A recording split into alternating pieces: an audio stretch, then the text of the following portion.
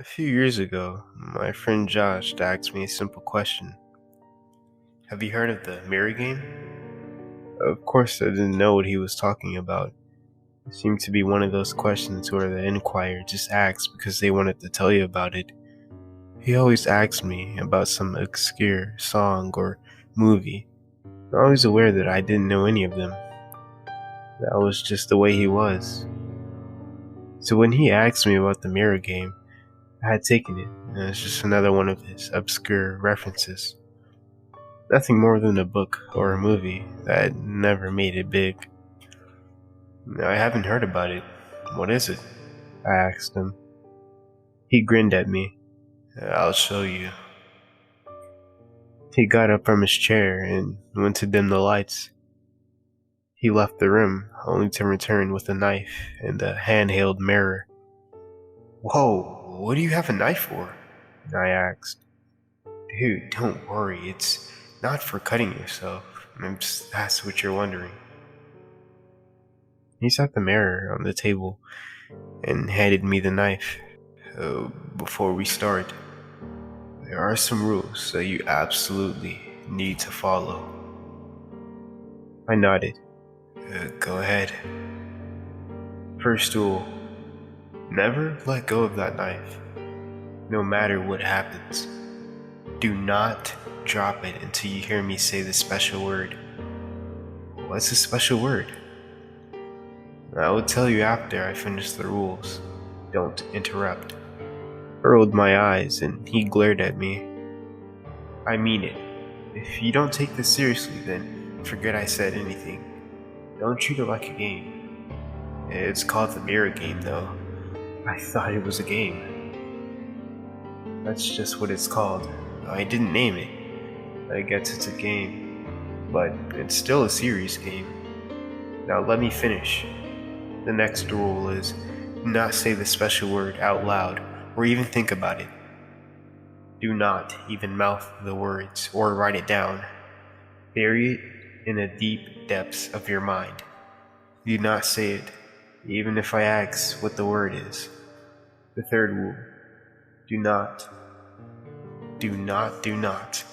go too far away from the mirror. You don't have to pick it up and carry it with you, but try to always stay within sight of it. If you lose sight of it, don't panic. Just calm down, but briskly walk to where it is. Last rule, remember that you are doing this. Sometimes I forget I'm playing the game, but I look at the knife I'm holding and remember I have to go back. When you're playing it, it's almost like it tries to make you forget what you're doing. What type of game is this? I know there are a lot of rules. Just repeat them for me, so I know you got them all, Josh said. Hold on to the knife at all times until you say the word. Don't say or even think about the special word. Stay close to the mirror. Remember, I am playing the game. Not a game. Remember, you're playing the game. Okay, so what's the word? He turned around the mirror so that it was facing down on the table, and I leaned in close to my ear. He whispered so quietly that I almost didn't hear him. Dolores. I nodded. Repeat the word, he said. You just told me not to do it in the rules, I replied. It was a test. You passed. Good job. He then put the mirror back so that it was my reflection in the dim light. I stared into it. I'm going to walk you through it, and when it's time to come back out, just repeat the steps. It will be a bit different, but you'll get used to it by yourself. But just remember that you stare into the mirror itself, not your own reflection. It shouldn't take as long, though. I took a deep breath and stared into the mirror. I began staring into the mirror as he said. I almost began to question his sanity a bit. I mean, who even comes up with this stuff? 5 minutes into the staring contest between me and myself in the mirror, I began noticing strange things. My body started to tingle slightly. My reflection began to look more transparent. Josh, is this normal to see changes in the mirror? Yes, it's normal. I gripped my knife harder. I was staring so deeply into the mirror, it felt as though I was getting pulled into it. Josh, I called out. What the heck?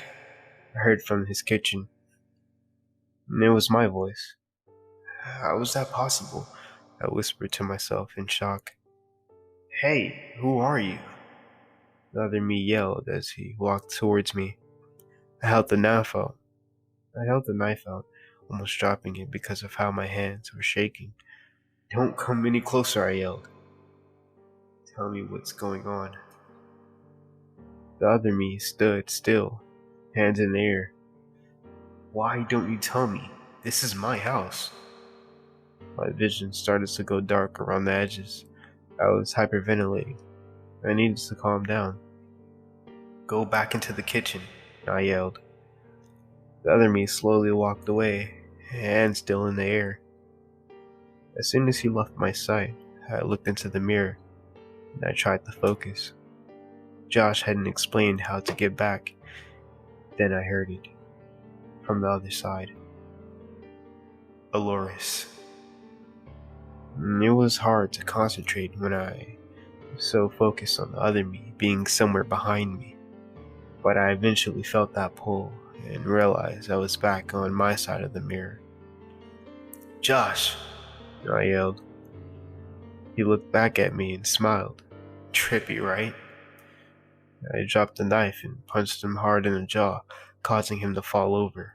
What the heck was that? Hey, relax, he said, scrambling away from me. What do you mean, relax? You could have killed me. Get out of my house. Wait, you don't want to know what that was?